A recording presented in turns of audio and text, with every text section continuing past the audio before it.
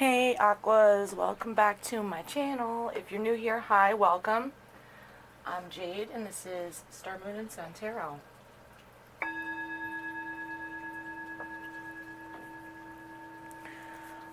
Alright, so this is for Aquarius, in Aquarian season. Happy birthday, by the way. My birthday was the other day, actually.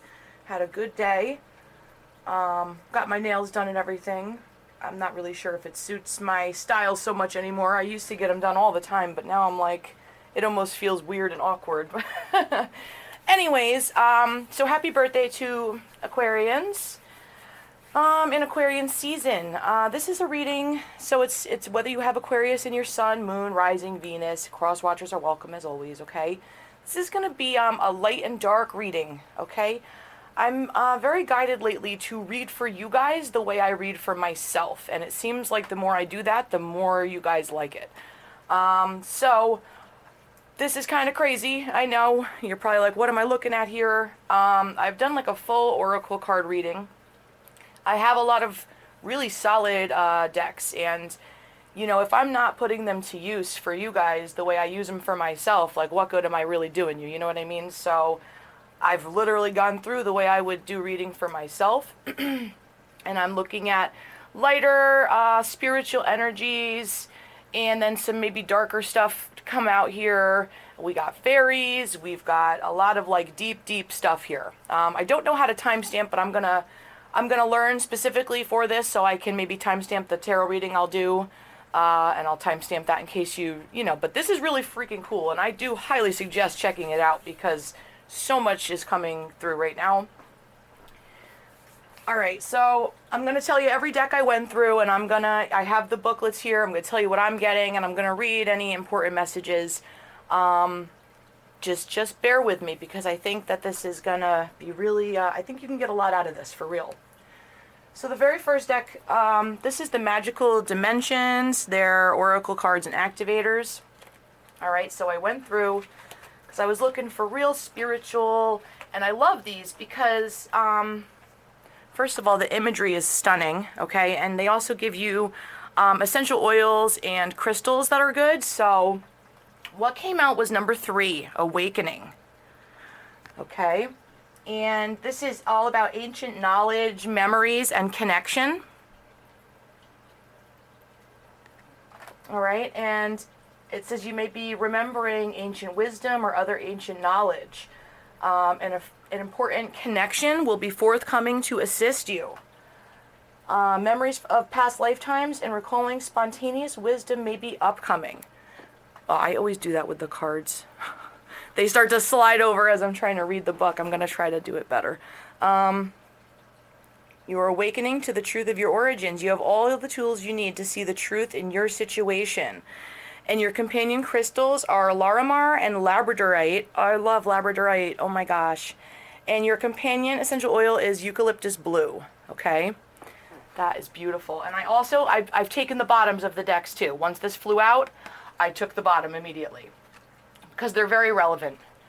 It's card 43, and that is Utopia. Peace, serenity, paradise. Alright, and I'm going to look that one up. I'm going to go through them very quickly, okay? I'm not going to take forever with this, alright, guys? So, bear with me. Wow, isn't that beautiful? So, give yourself a reprieve from chaos. Have you been experiencing a whirlwind of three-dimensional living? Now it's time to slow down and experience peace. You may be finally recalling a past serene dimensional lifetime and be desiring to return to this place. The urge to travel or an opportunity for this may soon surface. A search for relocation to a more satisfying geographical location may be in order. And the companion crystals for this are coral and azurite, and the companion essential oil is marjoram. Okay? I am really liking this energy.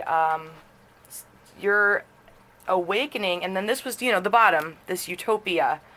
Okay, so that's very, like, beautiful, strong energy, Aquarius. I am loving this for Aquarius season.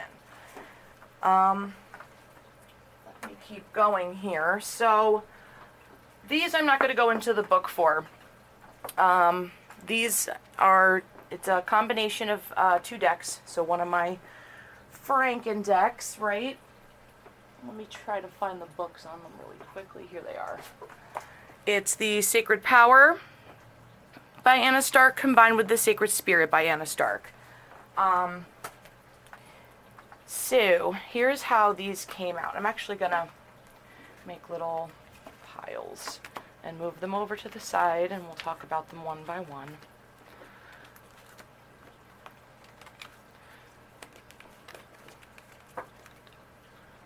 Just there.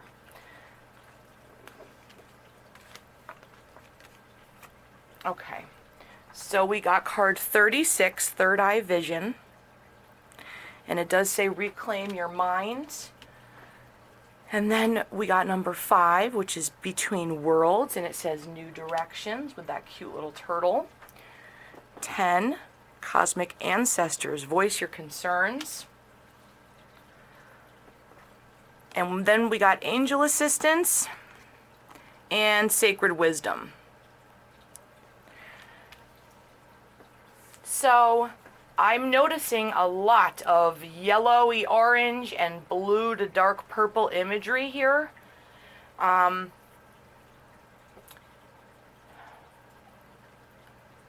lot of that. I have heard, it's only a theory, you know what I mean? I haven't done, a ton of research, but I've heard that orange and blue kind of is like twin flamey type of. So if you resonate with that and you're, this third eye vision with the reclaim your mind, you might be having a lot of thoughts, trapped in your thoughts, perhaps a little bit obsessed, or but it looks like you're changing directions here with this Between Worlds, this cute little turtle. You might have water in your chart. And then we have Cosmic Ancestors. I feel like you guys really have a lot. We all have these ancestors, ancestral magic and power around us. And a lot of things are, you have angel assistance. Look at this. Isn't that beautiful? It looks like temperance almost. So some of you may have Sagittarius in your chart. But I'm really just getting that's like your spirit guides. And this sacred wisdom. Look at how beautiful this is. And again, the same thing with like the awakening in Utopia. This is beautiful. I'm loving this. So this reduces down to a 9, 5, and 10. So this talks of new cycles. Very stunning. Okay. So that was those 2 decks that I went through. Then I went through another Franken deck I have mine. I call it my Franken deck of darkness, okay? Here it is. Here's what it's left after all of these came out for you guys. It's a combination of 3 decks. Let me find the little books. I got them right here. It is a combination of the Mausolea Oracle of Souls, the Dark Mirror Oracle, and the Angelarium Oracle of Emanations, okay? These are really, really cool decks. So, I'm going to show you guys everything here that came out. So, the Kushiel, the Angel of Punishment, came out. Now, don't get freaked out. I know it looks scary, but this talks about karma. Specifically breaking oaths. So, if you have had, and karma from oath breaking can be anything. We got to think about cause and effect. Every action there's reaction, right? And sometimes the karma from breaking an oath could be the pain and, suffering that you ensue onto yourself for feeling bad about it. Sometimes that is we are self-punishing by nature. So I just want to see if it says anything else. I don't think it does. It just says the oath breaker. Okay. So yeah, this is basically just karma. So this could be coming into play. For some of you, it could be self-punishment. Then we got the Sushlaf. I'm not sure how to pronounce some of them. I am sorry. But it's the angel of verdancy, okay? And this speaks about growth and the seeds being sown. Something being like seeded. and growing over time. And then right after that, because like these three came out almost like together, okay? We've got this Queen of Shadows, okay, which is wrath, instability, suspicion. I just had her page open. Yeah. The goddess of death and ruler of Aquila. She demonstrates a leader who does not have full awareness or control over what occurs in their domain. Serves as a warning to look closer at those to whom one has delegated responsibility. Are they holding up their end of the bargain? Is a display of anger truly the correct response, okay? So, if, you have to ask yourself those questions, all right?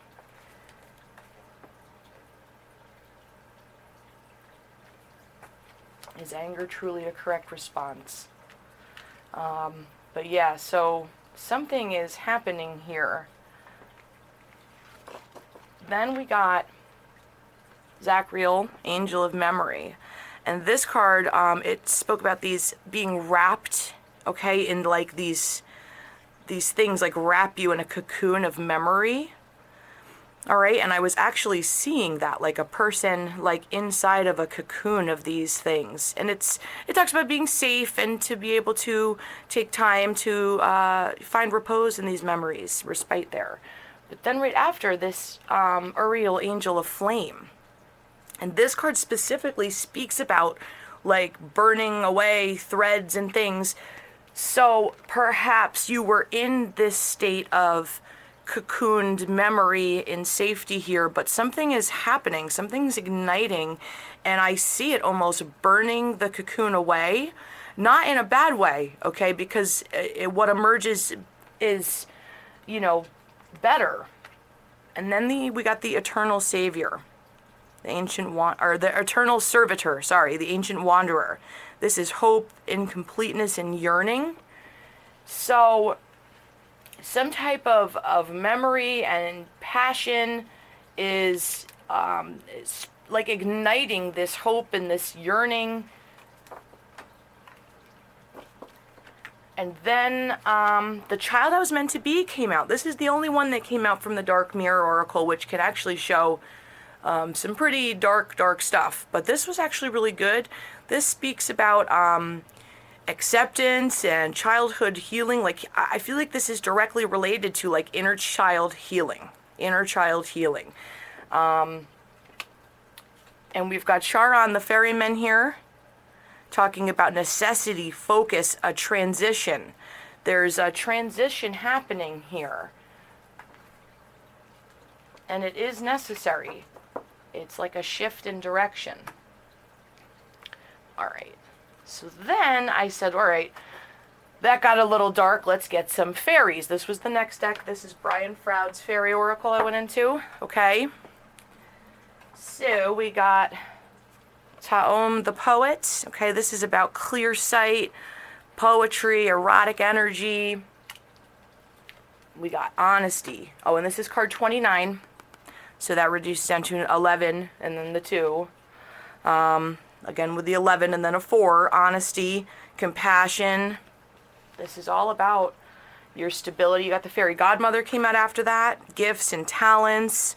There's some type of helpful lesson being learned here too as well. And with the undressing of a salad, you're finding balance.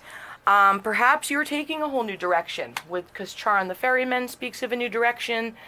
This awakening, all of this stuff. And then on the bottom of the deck was the Singer of Transformation, card 11 again. Wow. So that's what I mean. And then here's another 4. 4, 4, 11, 11. It just goes on and on. So that's what came out for the fairies. All right. Very beautiful, beautiful energy. I feel like it's good. I didn't want to go into reading the book on every single one too much, but some I feel are very important. So,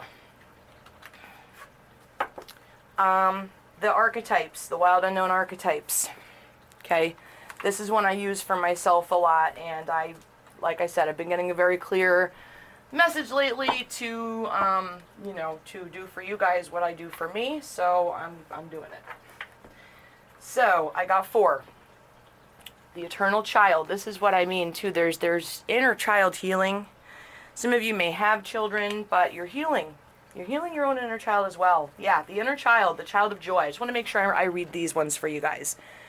The eternal child is connected to the timeless, ageless, and infinite aspects of life.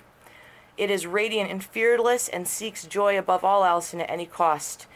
It struggles being bound to an aging body with physical limitations in a world that demands attention to detail and logistics. The eternal child wants to nix all rules and responsibilities and go beyond what others say is possible. It wants to return with plenty of friends to the land of the free, where divine wine and creativity pour from the earth and sky. We all want to sip from the well of eternal youth, and this makes the eternal child naturally popular, perhaps even famous. The eternal child glimmers. It reminds us of what is possible, what is magical about this precious life. And so when this is light, it's joyful, playful. If this is darker energy, it might be coming through as addicted, selfish, adrift, burnt out. This archetype is so spirited that when its appetite for life isn't satiated, it seeks spirits and substance elsewhere. The eternal child struggles with addictions of all varieties. Okay? Celebrity culture is based heavily on this archetype and is the phrase, live hard, die young. And the series of artists and musicians who died at 27. Wow. Wow. So, this is why I'm reading these, guys. That's, can be very heavy energy, but it can also be, very positive energy when turned correctly, when healed. And alright, so the next one that came out is the One. Alright, this is non-duality, one love, unus mundus, okay? Our ability to experience this firsthand is limited. It comes in brief and potent moments that we are left to savor for a lifetime. The One is both the energy that unites all living beings and our capacity to sense this intimate union. This archetype eludes us most of our lives, appearing as a concept in a distant galaxy.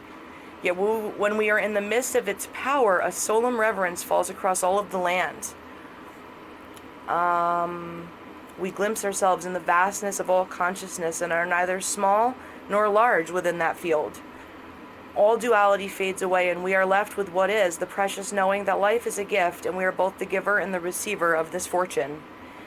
And when this is light, it's serving, loving, accepting, resonating.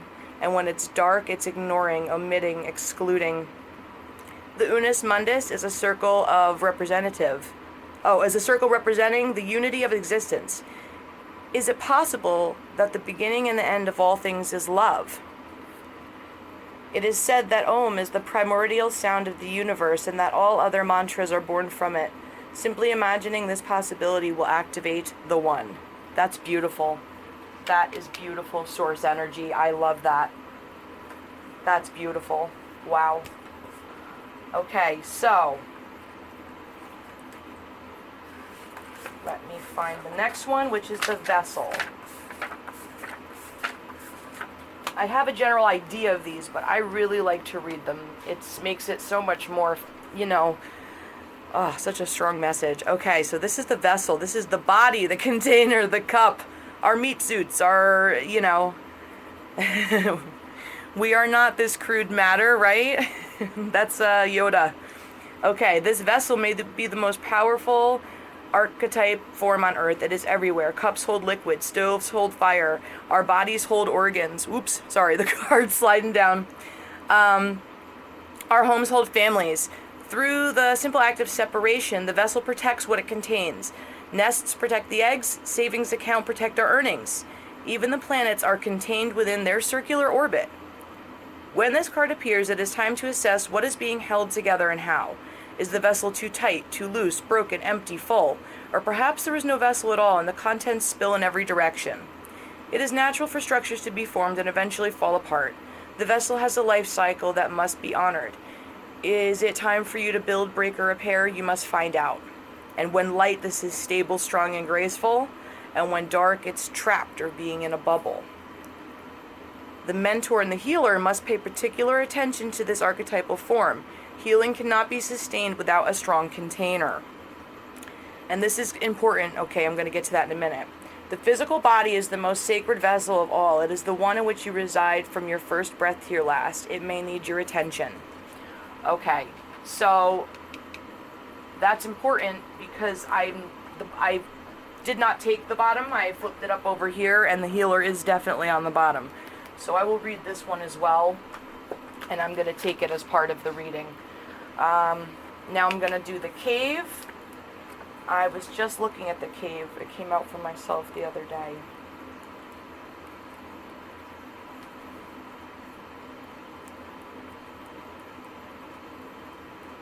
Here it is, the cave. The dark, the portal, the interior. Those who are fortunate enough to find and enter the cave are forever changed. It is a place of potent power, acting both as a portal to another realm and a space for sacred ritual and initiation. The cave is a place to return for meaningful retreat, where one can see the true self in the darkness.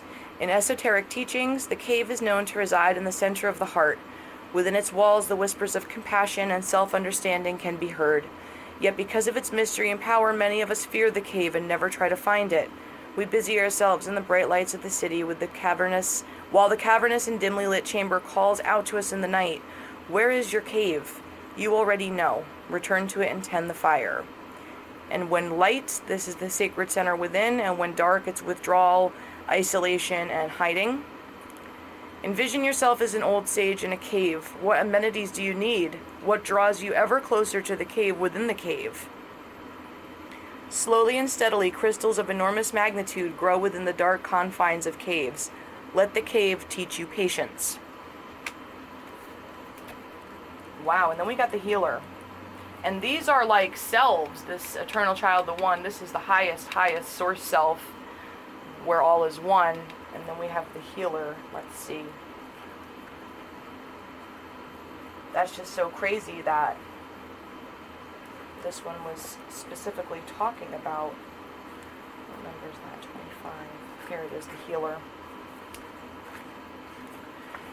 The light worker, the gifted, the old soul. Though some claim the work of the healer as their gift and name it as their dharma, the force of this archetype is within everyone. It is our natural inclination to remember, to return, and to reclaim that central and eternal life force from which we would so easily drift away. In Sanskrit, the word avidya means forgetting, and it is said that this is the source of all suffering and disease. The healer's mission then becomes to move through the comfort of forgetting, through the veils of ignorance and denial, to reveal the radiance that already exists. The healer approaches this in multiple ways, from multiple angles, knowing the cycle of healing is not linear. It is a multi-layered and circuitous process, always leading back to its own origin, much like the Ouroboros. Okay, so when light, this is self-contained, grateful, awake. When dark, it's tired, needy, forgetting its own practice. The wounded healer is not someone who was wounded and is now healed. It is someone who continues to courageously break open the self and ego as a means for deep integration. The image of the serpent is eternally tied to healing in medicine, both Western, the Caucasus, and Eastern, Kundalini. Study the serpent and its power. Wow, guys. I love this. All right, and then the last two decks are these ones here. I just went through them real quick to see what other kind of messages I could get. And this is, what is this? The Oracle of Light and Dark, and then the Shadow, the Shapeshifters by Jasmine Beckett Griffith. All right, so we got 11. Dried Flower Fairy. This speaks about sweet memories, and it is an 11 again. The Sea Storm, calm amid the chaos, 32. Break it down to a 5, so something's happening. The memories, again, you guys are in your memories, and something is shifting. There's Breaking Dawn, another 5. New day, a new dawn, new day. Card 20, it's time to be brave. And Amara the Menahune with Aloha Healing, again, a 10. There's some type of cycle ending here. The Marie Masquerade came out. This is glamour, intrigue, and drama. Things are a little shaky here. This is, again, more mirroring imagery. 33, Release Your Power with the Dress of Alchemy. Strange Valentine, love is strange. This could definitely have to do with a connection.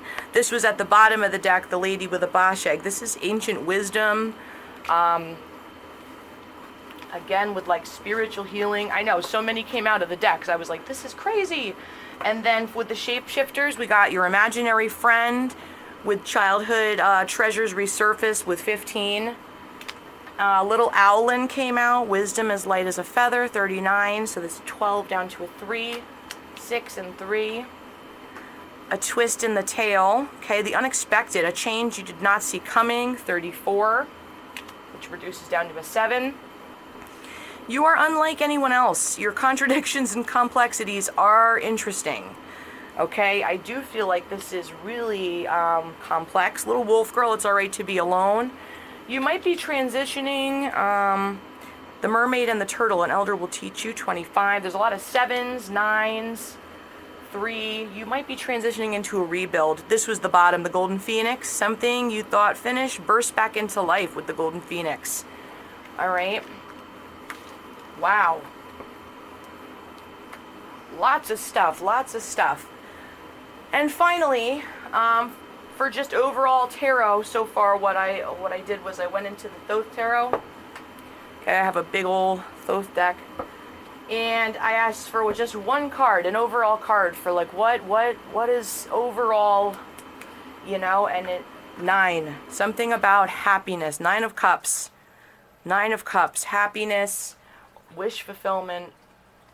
And I mean, isn't that what everything in life is really about? On the bottom of the deck, this is really interesting. This is one of the extra cards that is in the Thoth deck that I leave in there. This is the stars, the star within the star. Okay, this speaks about as above, so below. All right. So lots of really spiritual stuff happening here. I'm going to go in with 2 different tarot decks. I'm going to use the Wild Unknown Tarot by Kim Kranz and the Raven's Prophecy by Maggie Stiefvater. Not sure how to pronounce her name. So let's see. Let's see what else this is about. And then I've even got a couple decks for advice at the end. I've got an animal deck and the Starseed, the new Starseed oracle there. So, let's see what else can the tarot show us after all of that with the oracle cards. Let's see. Angel, spirits, guides. Show me what I need to see for the highest good for Aquarians, please, during this time. What is going on with Aquarians? What do Aquarians need to just see for the highest good, please?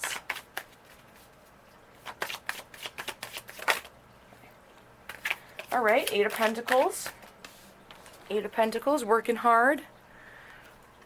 Putting in the work. Okay. Father of Pentacles. Okay, so this is like the King of Pentacles. Might be working hard, saving money. Wow, 10 of Pentacles.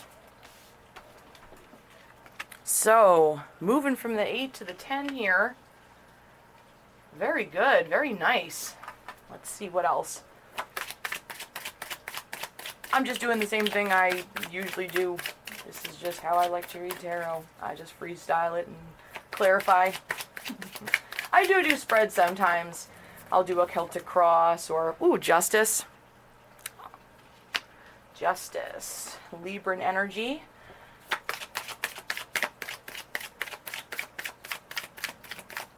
Maybe I'll just do 6 cards this time, yeah. Judgment, oh, okay, I guess not. Wow, the Father of Wands. So this is the King of Wands. The World. And Judgment. I don't think I am going to take any more. I think I'm going to just leave it at that. Justice, the World, Judgment, Father of Pentacles, Father of Wands. So we got 2 kings out.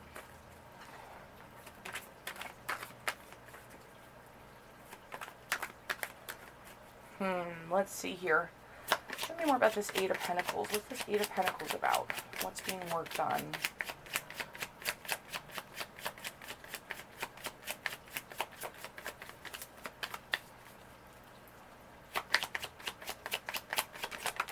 Okay. All right. Seven of Coins. So 7 to the 8 here. Ace of Cups.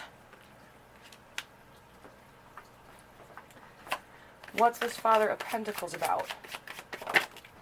The Devil. Okay, could be a Capricorn in your energy. Alright, does not have to be.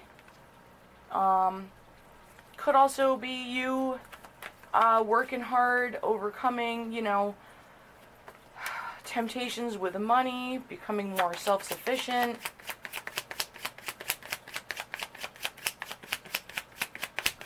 Maybe there's some financial codependency. There's a lot of pentacles out. What else about this Father of Pentacles? Show me one more. Six of Cups. Okay. So, this could be someone from your past, a Capricorn from your past, someone from your past that is toxic energy here. Could be a Taurus, Virgo, Capricorn person. Does not have to be. The Father of Pentacles, he's the King of Pentacles. Someone who is financially stable. It's normally a very good energy. So it could just be a Capricorn person, okay? Show me about this Ten of Pentacles. Five of Swords. Okay, so might be letting something go, someone go. One more. Eight of Cups. Okay, so because the Ten of Pentacles is the happy family card here. With the Five of Swords, it looks like someone is letting go, and then to the Eight of Cups, letting go, walking away. Letting go, walking away. Okay.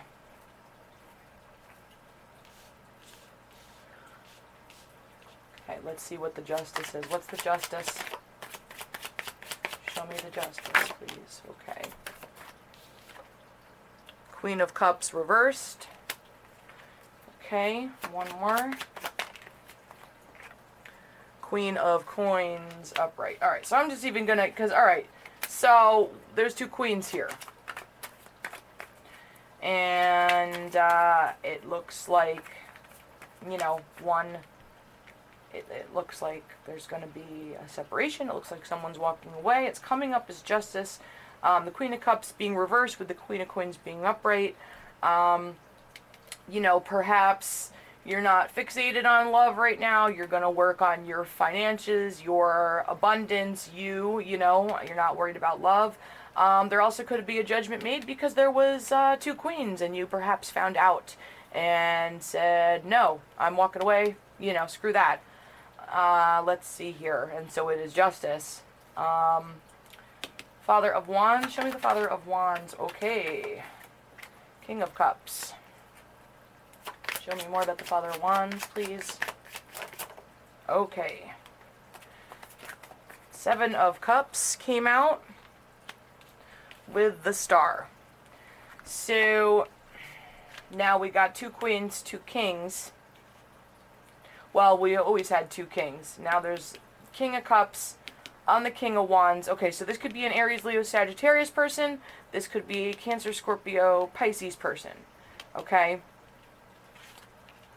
Looking at a lot of options. Maybe disillusioned. Hopes, dreams, and wishes here with the Star. Could be an Aquarius person. You know,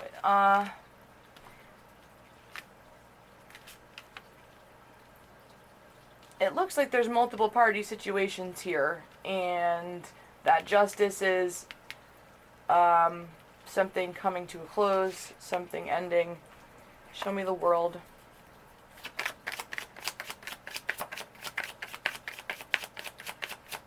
Show me the World, please. Thank you. Ten of Cups. Show me one more.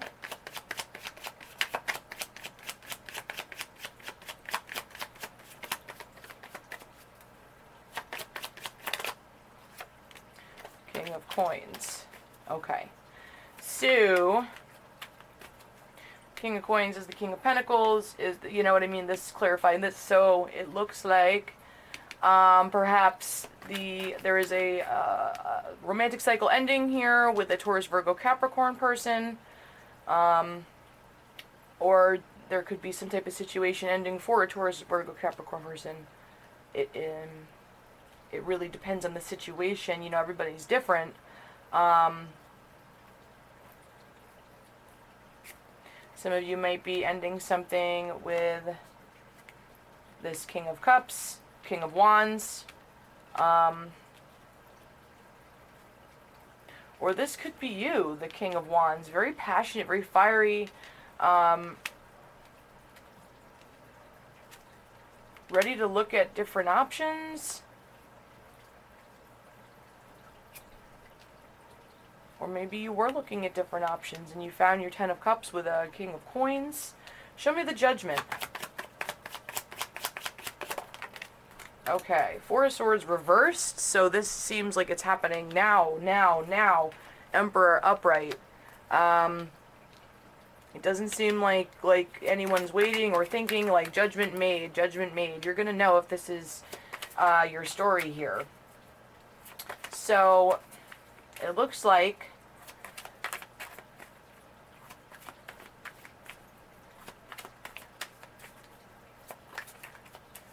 someone was working on something or decided to work on something, go towards this Ace of Cups, possibly someone from your past, or a soulmate connection here, letting one person go. Possibly this King of Pentacles, because here we've got it, and then the very next card is like walking away. Okay, and then for the Justice, one Queen was reversed, one is upright. And then this seems like it might be, you know, your energy here. Possibly you have made a decision, or a decision has been made about you guys. The energy can be vice versa, but that's what it's seeming like. Queen of Swords is on the bottom. I just finally stopped shuffling and took a peek. Alright, let's see what kind of advice I can get. What kind of advice for the Aquariuses. This is the... What is this one? It's new, the Starseed Oracle. What kind of advice for Aquariuses, please, for this situation?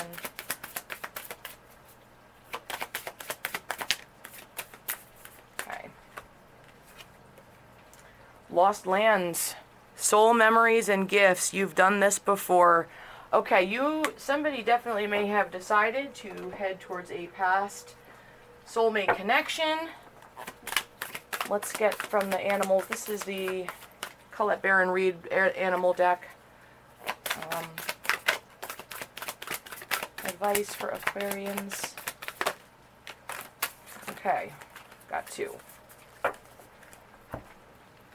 We got 57, which reduced down to 12, down to a 3. Squirrel Spirit, believe in yourself. And card 68, which reduces down to 14 to a 5. Wombat Spirit, be at home. Alright. Yep, someone's going to have to believe in themselves and decide where their home is. Soul memories and gifts. Even if this is you're making a choice to move towards someone that you haven't been with before, perhaps you have known them in a past life and that's why they're feeling so familiar. Aquas. Alright, so that is your light and dark reading. I hope you guys enjoyed it. And thank you so much to all my new subscribers. Thank you. I appreciate it so, so much. I love doing this for you guys. I hope you enjoy it. And please like, share, comment, subscribe. I appreciate it. And much love to you all. I hope I was able to provide some guidance. And I hope to see you guys back. Love you guys. Bye.